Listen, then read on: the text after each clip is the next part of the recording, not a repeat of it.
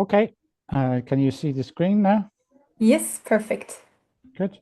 So I'm going to I'll give you a short tour of the program that's called Games, Aesthetics and Narration, or SPIABA. That's an acronym that is formed in Swedish. So the Swedish name for the program is Spel, Estetik och Berättande. I will not brag about Sweden because, in fact, I'm Danish. And there's a huge difference between Danes and Swedes, okay? So Danes don't tend to brag about Sweden. So Cordian and Sara, they will brag, but you will get the truth from me, okay? So let's be clear about that, okay? What is paramount for me to say is that this is a one-year master, which is not many people, many institutions have, but we have it. It's a one-year master, and it's also within this, the academic subject of art, media arts, aesthetics, and narration. So it's not informatics as per se, and this academic subject is quite unique because it's the only way in Sweden where we have this topic or this subject as an academic discipline. It is a technical subject, so we are within the technical development education branch, you can say, but it is also geared towards the aesthetics and particularly towards narratology, or how you tell stories, okay? And we tend to think the technology as part of media, so mediation of stories, you can say. But if I can just go on here.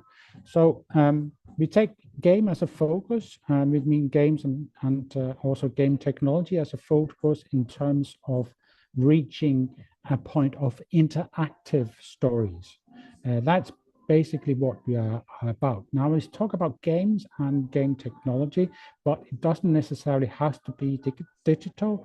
We're also about analog interactive storytelling like labs or other kinds of stories that you can interact with in an analog session. We like to see ourselves as working towards the creative industry, like tourism, cultural heritage, experience design industry. So, but also the performing arts, art museums, other kinds of institution that has to do with cultural creativity.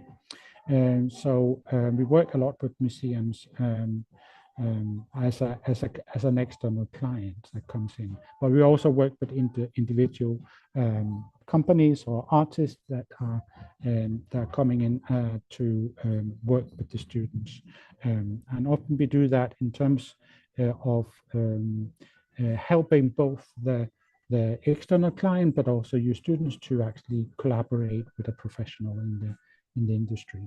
An industry can be it can be an individual artist or a theater group or a museum or a lab situation that somebody wants to work with, and therefore we often involve students in this process. So the target audiences are the creative storytellers, but they can come from many different kinds of backgrounds. So we are not just saying games development, but also graphic arts, music, narratology, literature studies, or other kinds of studies, or finite studies. It's mostly designed for our own bachelor students. So we have quite a lot of intention of our own bachelor students that come from game development. But I see this program as a mix of people. We get a mix of people from many different kinds of backgrounds, and this is what actually makes the program unique in the sense what it is, because in that way we can combine many teams that have different kinds of skill sets, and different kinds of skill sets are needed in order to make a game or any kind of experience that has to do with interactive storytelling. So I'm just going to briefly go over the name. I'm not going to focus on it here. You can take a picture of it if you like, but the course is divided into two kinds of two semesters, the fall and the spring semester. And the fall semester is divided into another two sessions of 15 credits. And the first semester is then divided again into two different courses that will run parallels. Now they're combined in some sense. In the first fall semester, you will have a theoretical course that focus on theory, that focus on terminology, that focus on defining research field, all things that you need to know in the progression of the course. In the other course, it's much more about the practical work, what kind of practical work you will make. And this is called Advanced Research Perspective on World Building. So we take world building as a stepping stone in terms of thinking about what is it that I want to create, what kind of experience is it, and how should I build it, and what should the player, reader, viewer, or participant meet or encounter in this experience. After these two courses, which are sort of laying the foundation, then you go into research creation and seeing how can you combine these two, the practical and the theoretical, and actually try to get to merge into one kind of program. And in the whole of the last semester, the spring semester, you will actually do a thesis project for 13 credits that can combine both the practical and the theoretical. So it's very much a focused, it's a short course, so we don't have the full length of two years, but in that sense, we are sort of comprising it to making one good project. And it doesn't mean that you have to start with it in the fall semester and then continue with it throughout the year. You can change, or you can take in an external client, or you can be inspired by some of the workshops or the external clients that we are inviting into the program, or indeed a game jam. We have a lab as well, and we call that Play Lab, and it's situated in the youth house in Höfte. The youth house has a big, nice room that we have sort of occupied together with them, and together then we sort of try to look at how we can innovate at the intersection of games, technology, and the performing arts. So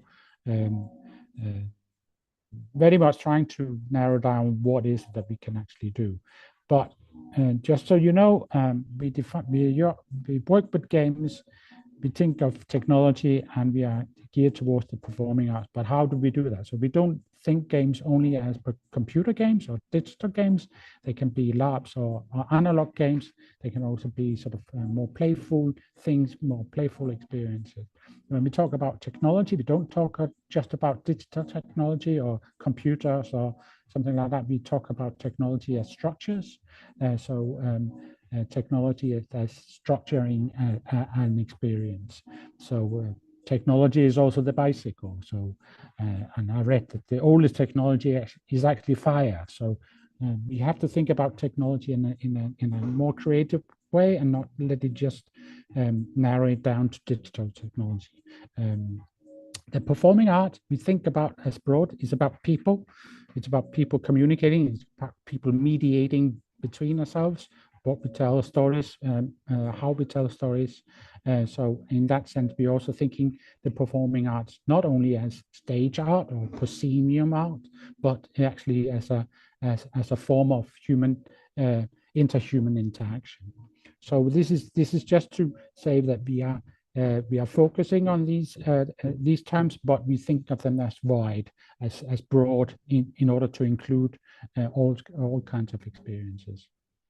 So basically, in a nutshell, we have worked with tourism, we work with theaters, museums, cultural heritage, and we want to experiment with these kind of forms and through interactive storytelling and through a lab kind of concept.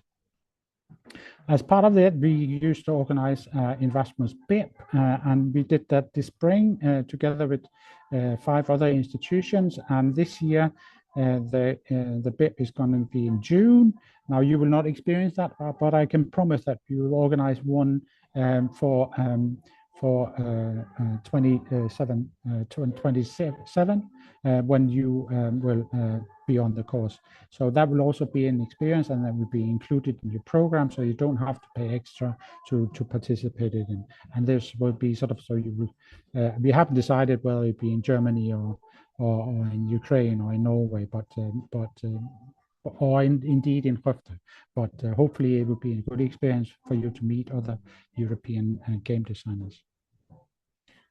So basically, let's play on. And if you have any question, I think you need to ask me now, because I will leave you.